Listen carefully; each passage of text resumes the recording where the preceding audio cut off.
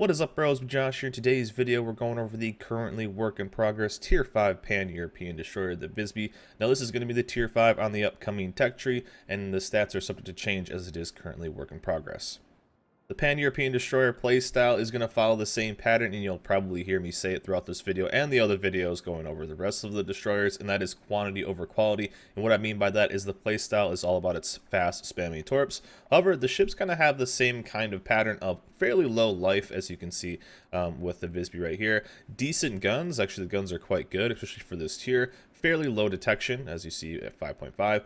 And the torps are very spammy, very fast for the tier, and a decent range, but the damage is very low. The Visby itself, though, and let's quickly go over the captain I used on this, as we'll show the modules, because these will impact some of the values.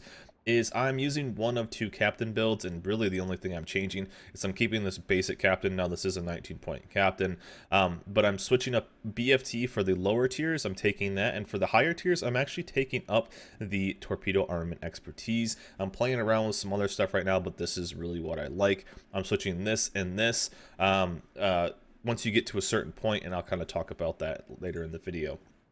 But the life is very low, and this is with Survivability Expert. Now it is only tier 5, but the life pool on these ships is fairly low, and actually the ships kind of are fairly big for their type of ship, especially at the tiers.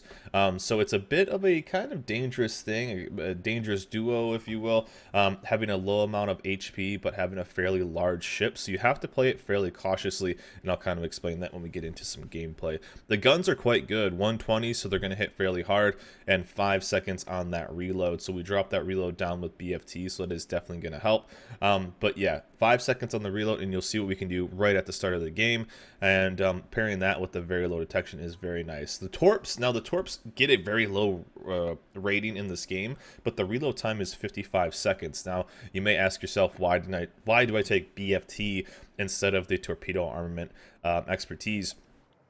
And it's because the reload on these are so low, you won't really gain too much. And when you get into low tiers as a destroyer, especially since you don't have smoke or anything, you really need to kind of kill your target that you're going against other destroyers very quickly and live with as much life as possible. So I'm not taking it because you're not gaining too much on this reload, and so I'm taking the guns to kind of defend myself a little bit as I'm using radio location as well. But 55 seconds, which is very quick, and I think one of the problems with the ship, especially at this tier, 9 kilometers detection at 1.4, but again, these are going very, very quickly at 65 knots, and the damage is very low, but still pretty fast reloading torps that are very quick at 9 kilometers, even though they only have a max roll of 75-33. The flood chance is fairly high, and again, 2 sets of 3 doesn't seem like that much, but you'll get it in this video what kind of damage it can do, especially in this kind of lower tier setting. The AA, nothing too crazy. You will shoot down some planes, but again, this line really gets its AA kind of identity in the higher tiers, so AA is okay for its tier, though, I will say that. Very quickly, 39 knots, pretty freaking agile too, so not too bad. But one of the things that makes this ship really stand out is 5.5 kilometer detection. So it has a very low detection, pretty good guns, very fast reloading torps that are very dangerous, decent AA, although it does have fairly low hit points. And when we go to the modules really quickly, again, no smoke on this line, so not going to be the new player friendly line at all, but it does have heal, speed boost, and repair. So even though it has a fairly low health pool, the heal is definitely going to add a little bit to it, but you do have to be careful. But anyways, let's dive into some gameplay, and we'll show what this thing can do in low tiers and kind of my fears for this ship and even this line, especially in the low tiers. Here we are in game with the Visby, and this isn't one that's insanely high damage or insane. This isn't a 200,000 damage tier 5 game, but this is one that I want to show right off the bat the kind of impact this destroyer can have.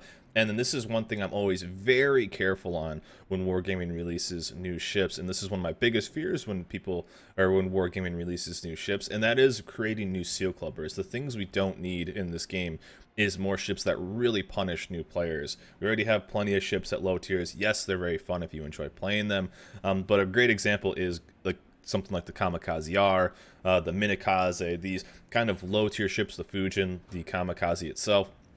These low tier destroyers, extremely stealthy, really good torps, and can be very, very punishing for the new players in this game.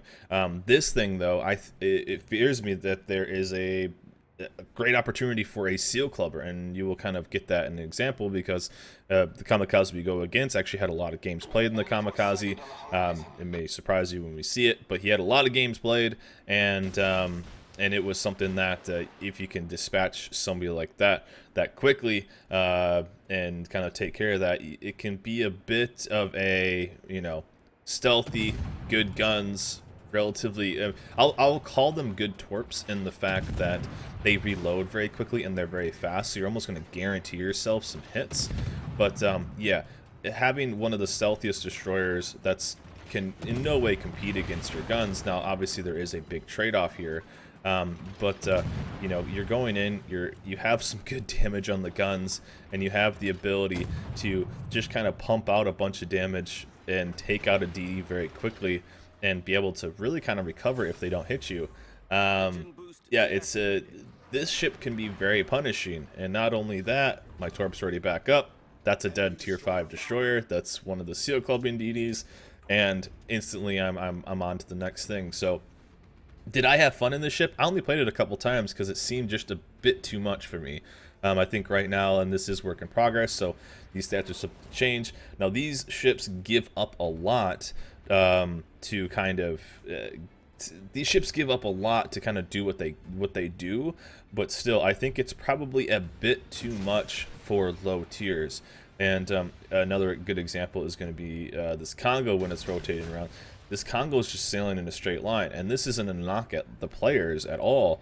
This is where people are learning the game. They're learning how to move their ship. They're learning what to shoot. They're learning how to control things. Tier 5 is, you know, it used to take some games to actually kind of get there and get a foothold in it. Now they're giving away tier 8s with some of the events and whatnot. So, and that's tier 8 tech tree ships. So this is when the brand new players are playing, and that's somebody who sailed at a straight line just straight towards you. And since the Torps are so fast, now they don't hit extremely hard, but he repaired that instant flood, and the majority of players at this tier are going to repair one fire, and that's nothing wrong, but that's just what, you know, a lot of people just don't know yet. So he's actually going to turn in here and miss these, but you're going to see me just kind of shoot because, you know, yeah, he forced repair, there's no reason not to, and the cruiser is rotating south, so we're going to push in.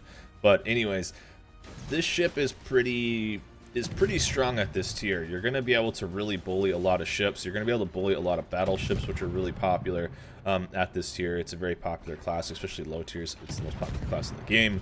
But yeah, this is a ship that is going to punish kind of a lot of people in a lot of classes because it kind of takes advantage of people who maybe don't play things that well, and it's really good at that. So this is this line in general is gonna have an instantly double fire on them. This is a line that is going to, one, not be the easiest line to play, but if you are a decent destroyer line in general, it is going to be very strong, and you will be able to take advantage of this ship and this type of play style. And yeah, that's basically 2 ships we've helped kill instantly, and was fairly easy. Straight line sailing, not shooting back into destroyer, and that's 2 destroyers down, or not 2 destroyers, 2 ships in general down, and we've only lost what, 1,000 life, 1,000 and some change, so really not too bad. But yeah, I kind of showed this game just purely because how much of an impact it can have early, as you're going to see here. This Minakaze on our team, again, going against just newer players. I don't want to call them bad players because they're just new. I'll never be mad at somebody who's just learning the game. But if you're going against people that may not know what they're doing, you know, the Emil kind of sailing broadside to stuff, the Emil continuing to shoot at times and not going dark. Minakaze is about to get surface spotted by cruiser.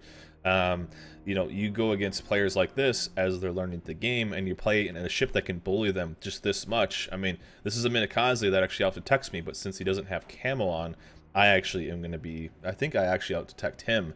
So if you go against something like that, when he's just going to probably just launch torps and not shoot guns, they stand no chance. And so you're going to have battleships that are going straight in.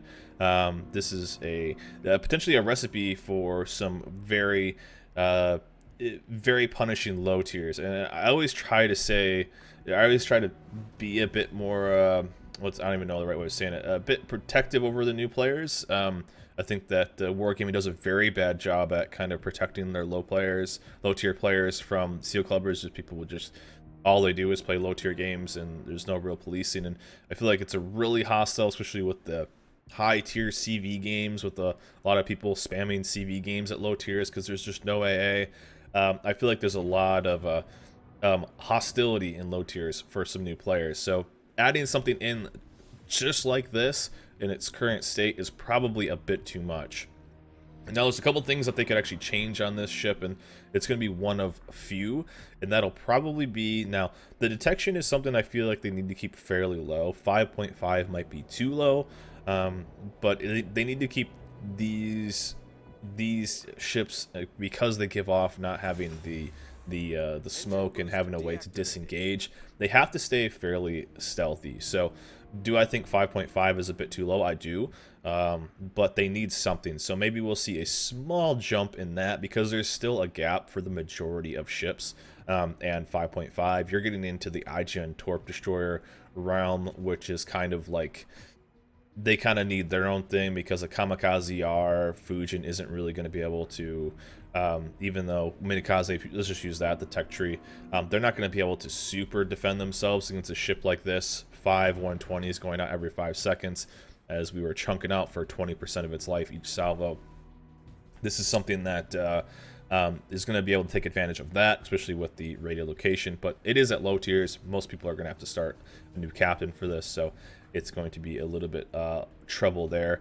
Yeah, it's a bit too much. It's a bit too much for low tiers, I think, currently. So things I think they will hit on this ship is probably its gun reload, or maybe just its torp reload. I think those are the values, and maybe a small touch on its detection. Now I think probably two or three of those. So I would say those are the 3 things that they'll mainly touch on this. I think they'll probably end up hitting 2 of those, so pick your poison, which ones you want to do. I think that giving it a decent guns really isn't the worst thing in the world, because it has to kind of defend itself. However, though, for the torp reload, I could see them adding a little bit on there, because these are still fairly quick. And then the detection, I could see them hitting. So that's my opinion on what they're probably going to end up changing a little bit. But overall, this ship was actually a lot of fun to play. This game was actually kind of weird too, and you see I'm not really shooting that SAP ammo off to my right side. There is a bit of a bummer, but as you can see, just like constantly pumping out torps. Now the torps aren't going to hit extremely hard, but they are going to be very effective of aerial denial and just keeping things on repair. You'll see me say force the repair a lot. That's really what you want to do against a lot of players, is force the repair. And what I mean by that is you will have the repair on cooldown, as you saw me firing against the Congo. The Congo basically didn't have a repair, so what did we do? We started shooting, and we put him on fire twice instantly, so he was stuck taking that big dock damage. This is something that is a lot easier to kind of do in low tiers, because a lot of people are going to repair a lot of single fires. Yes, let's all make the joke that it happens a lot in high tiers, yada yada yada. And here we're going to see, I think our Gus missed a lot of torps at one point. I don't remember which one it was. Yeah, I think he completely whiffed both. Oh no, he hit one of them. That's what it was. And he's going in just real aggressive. This team was trying to throw it too, and it was actually kind of funny. But we ended up going and grabbing the cap. But this line, though, overall I'm really kind of enjoying this line, because I feel like this line it offers something unique, and it offers a fairly, I would say, a fairly big skill gap. So it's not going to be the easiest. One of the lines I compare it to the most is kind of the French destroyer line. And here you're going to see me, I think I snag him once, but me and this Nuremberg, and we all just like miss our torps a ton. The Gus ends up hitting him a little bit. I snag him with 1. But this line is fairly unique, and it's a lot like my playstyle. You can get into and kind of hunt enemy DDs, but it's going to have a skill gap in when to engage with guns. So that's actually pretty cool. It's not just kind of like stay stealthy and torp the entire game. You really do need to use your guns and your torps to really kind of be effective. And here you're going to see us kind of even pick on cruisers. So this is what I mean. This is definitely going to be a bully ship at low tiers, and it currently is right now. This Emerald probably has no idea I'm here. I didn't have any idea he was here because I wasn't even paying attention, so it was both a derp off. But yeah, this is going to be a ship that is very punishing and such a bully ship as he finally switches his guns, and he doesn't even aim towards me. He goes for the other cruiser. So this is something that, yeah, is currently a bit too much. But overall, I really enjoy this line. I've been enjoying testing this line, and I'm having a lot of fun with it, truly. And here you're going to see the AA. We'll shoot down a couple planes, but nothing too crazy. It's not like the Holland at tier 10, which is literally like a no-fly zone, and I love that. I do like the idea of having destroyers that have fairly high AA. I think that's kind of a cool thing. Yeah, overall, this ship pretty nasty. The rest of this game is us just kind of capping. We will end up, yeah, I think it's basically this. We just end up capping it out. I do a little bit more damage to something else, and it's not super exciting, but I wanted to show the start of this game and just having the impact of being stealthy, having fast torps, having good guns. I wanted to really show that off, because that's what I think, like, this ship is probably a bit too much. But yeah, we'll just end the game here. The rest of this game isn't too exciting. I think I do a little bit more damage to like a CV or something like that, and it's nothing too crazy. But overall, this ship at tier 5, I think is it's a lot. It's a lot for this tier. This is a very fragile tier. You have to be careful. Now, I'm not against having fun low tier ships, but I'm just so hesitant on making ships that are kind of seal clubby bully ships. So I think we'll probably see some changes on this one. It seems like the Pan-European, to me, the low tier ships are pretty strong, and one of the main things is because there's decent guns, they're pretty stealthy. This one is extremely stealthy. And the Torps, although they don't hit hard, they just spam so fast, and they're really fast. I mean, you're getting 60 plus knots at this tier at 9 kilometers. That's very dangerous. And for especially a big player base that's just coming into the game, you definitely don't want things you have no idea are coming, and then just like having to deal with a bunch of stuff super early. I'm just kind of not the biggest fan of that. But overall, these ships are fun. They continue to be fun, so I hope we see something that's definitely viable. I'm just very hesitant on the low tier stuff being too spammy and too much of bully ships. But overall, here's the Visby. Again, tier 5 premium. Oh, this is a tier 5 tech tree ship. Sorry, not premium, but it is work in progress. So these stats are subject to change, and they will change before they go live. But anyways, that's it for me. Hope you guys enjoyed this video. Remember, like, subscribe. I'll see you guys next time.